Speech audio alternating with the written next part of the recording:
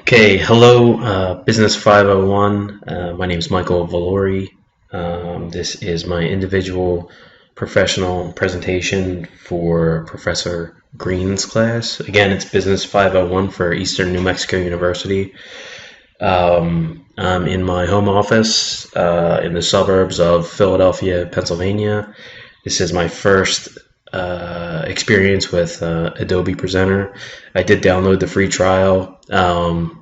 So far, it's gone smoothly, but forgive me if it doesn't look extremely professional, but I'm going to try my best. My name is Michael Valori. This is my second MBA class. I am an insurance professional, a full-time insurance professional, a father of two, and a husband. So I'm kind of fitting this presentation in between some business sales calls, but nevertheless, it was a good experience getting used to this Adobe Presenter. So anyway, as you can see on the slide here, I've chosen the topic of insurance fraud, and we'll move along here to the next slide.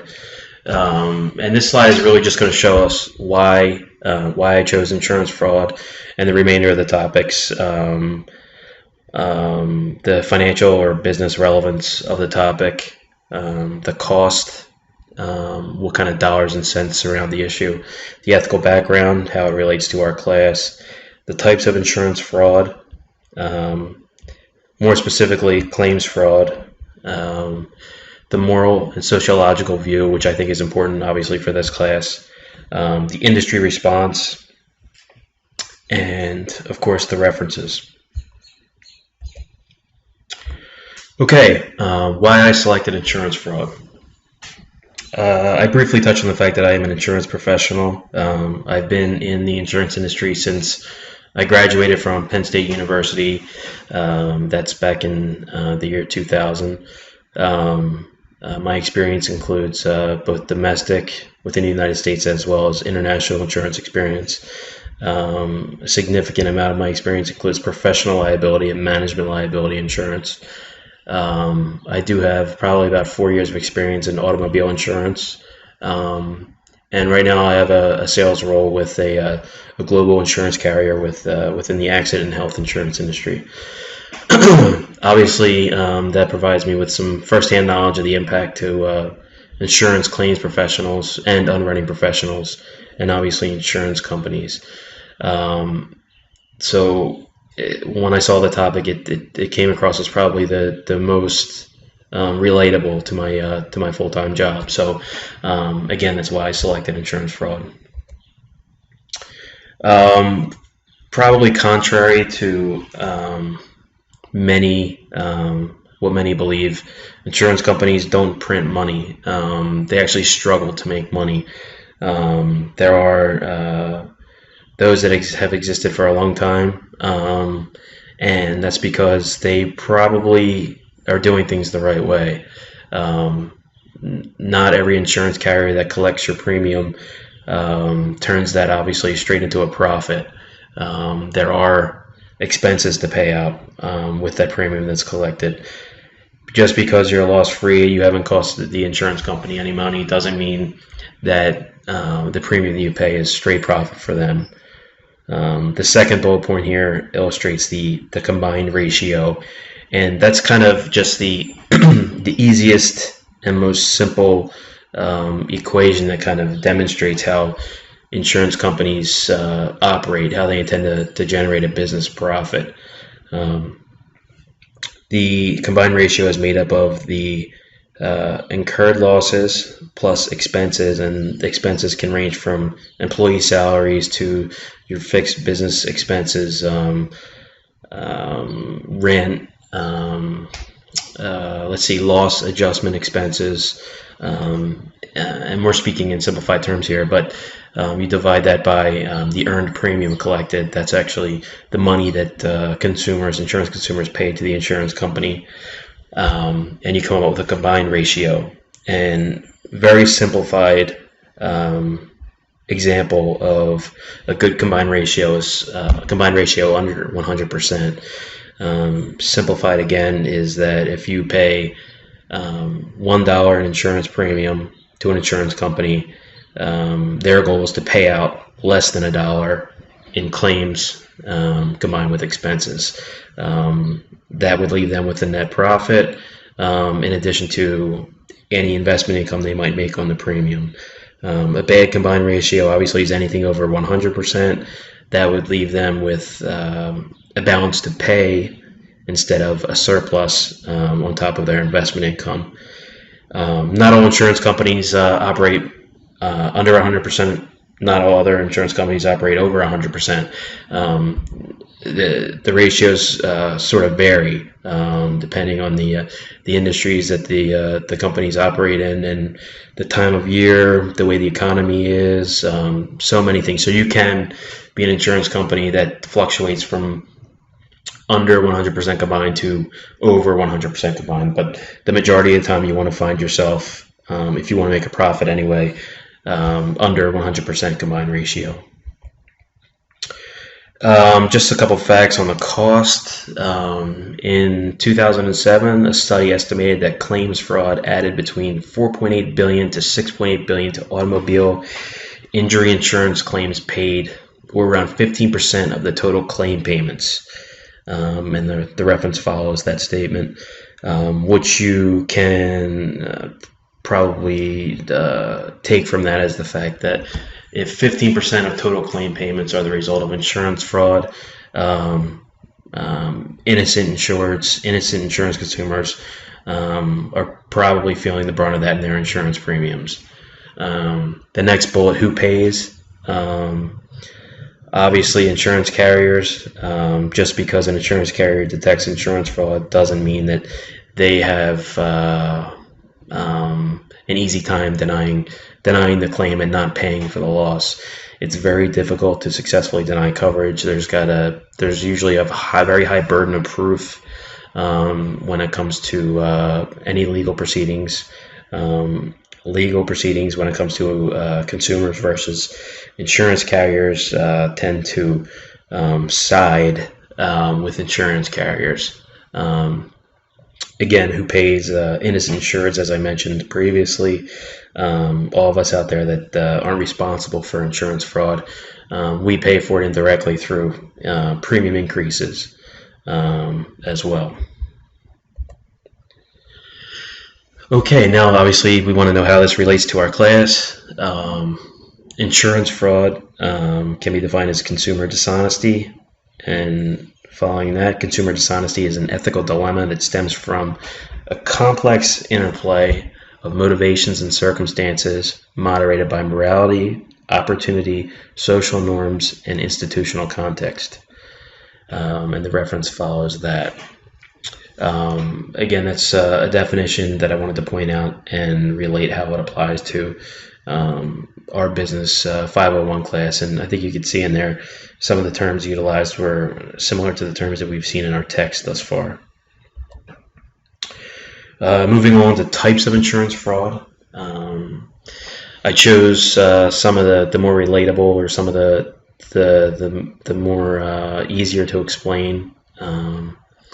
First, there's application fraud, and that's kind of like a misrepresentation on your insurance application or your insurance questionnaire, or the online questionnaire that you fill out when you're trying to secure auto insurance or home insurance.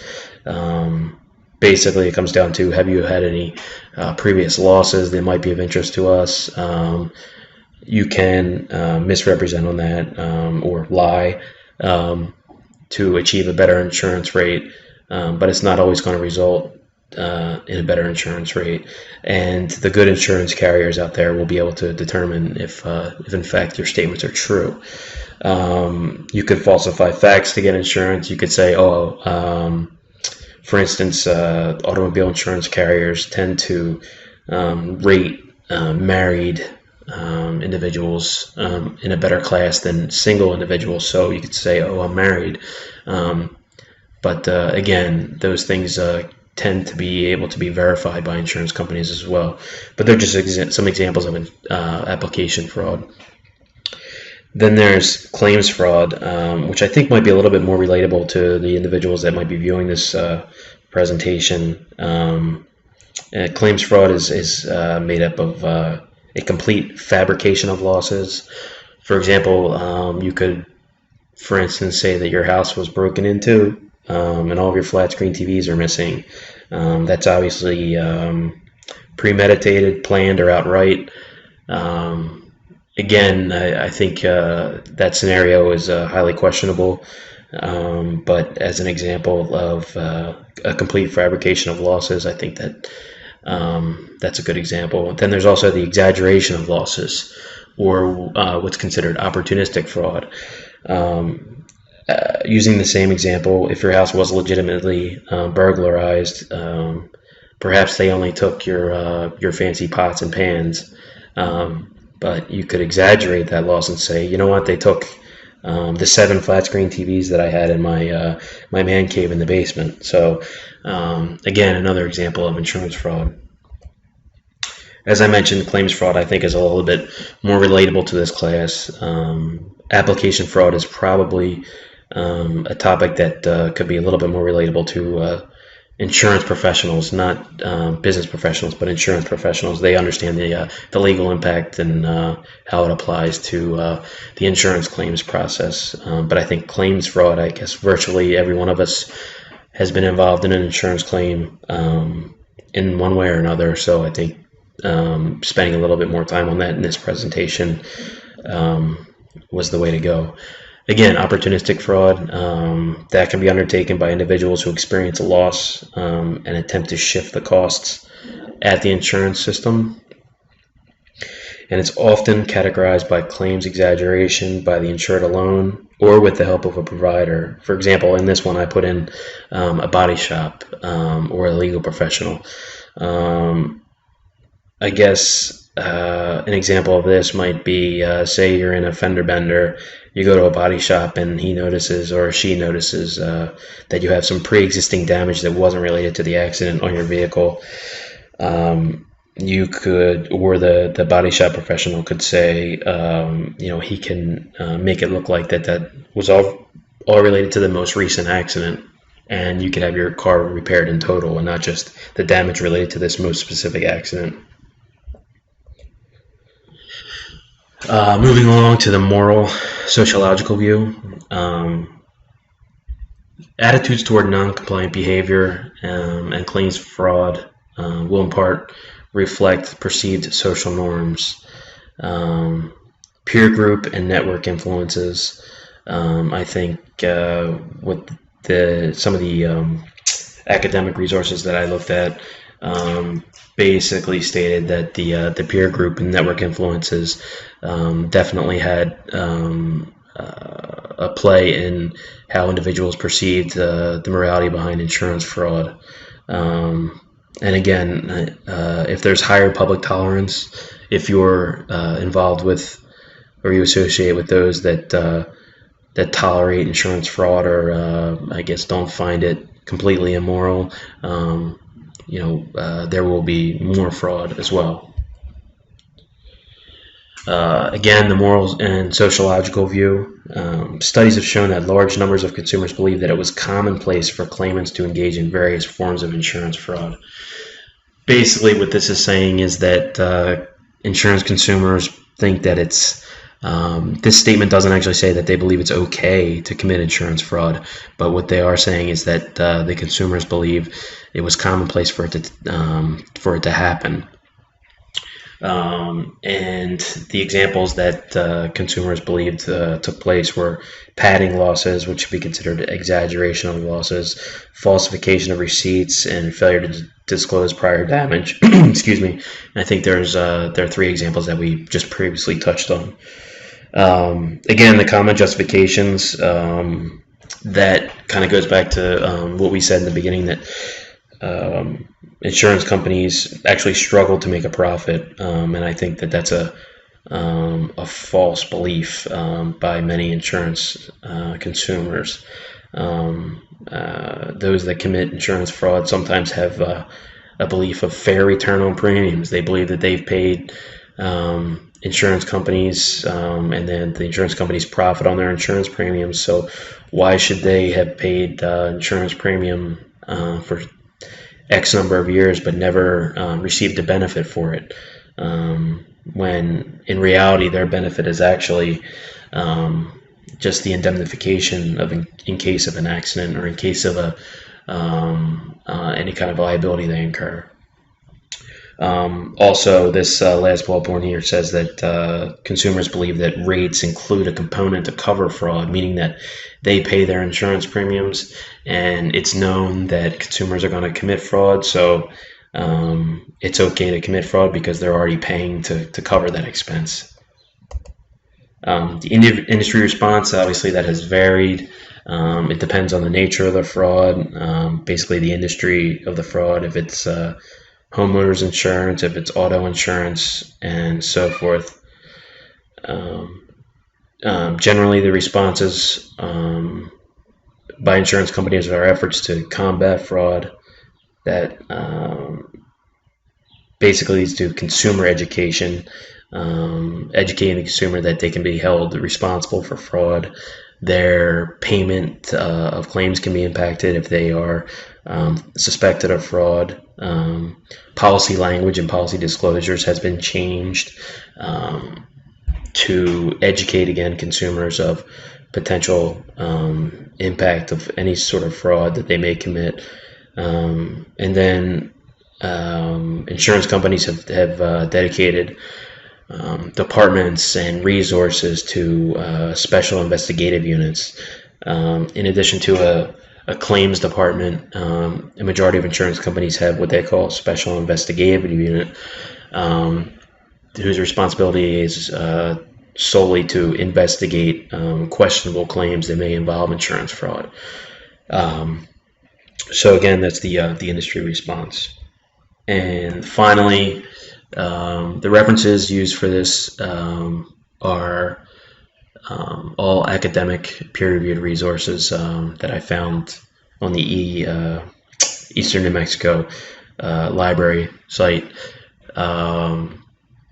I used a little bit of my knowledge from the industry as well. But in summary, that's my individual professional presentation on insurance fraud. Good luck to everyone, and thank you. Take care.